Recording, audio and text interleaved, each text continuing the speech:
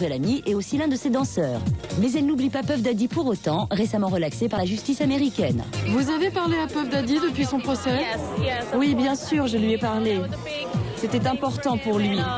Et je pense que nous resterons amis pour la vie, j'en suis certaine même. J'étais tellement inquiète pour lui que j'ai fondu en larmes quand j'ai appris qu'il était innocenté et que toute cette histoire était derrière lui. Voilà donc pour Elle est magnifique en robe Chanel, mais sa robe était si transparente que le réalisateur américain très puritain a préféré la cadrer très serrée, ce qui nous a permis d'admirer ses fossiles. Mes cils, c'est mon maquilleur qui me les a confectionnés. C'est en fourrure de renard.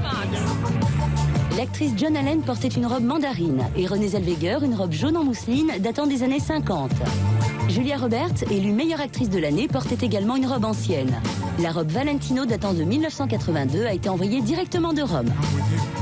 Ma nièce de 10 ans m'a dit « Si tu gagnes, comment tu vas faire au micro, comme ça ?» Julia n'a pas seulement gagné, elle était aussi l'exemple d'une autre tendance, le noir et blanc, vu également sur Angelina Jolie, l'une des seules filles en tailleur. Catherine Zeta-Jones en Versace et Juliette Binoche habillée elle en garçonne, style années 20, tout comme l'actrice Ashley Judd. Côté messieurs cette année, le nœud papillon est resté au vestiaire. On portait plutôt une cravate comme Joaquin Phoenix, ou pas de cravate du tout, style Ed Harris, ou encore une mini-cravate Armani pour Russell Crowe, élu meilleur acteur de l'année. Voici ce qui arrive quand Giorgio Armani et moi buvons ensemble.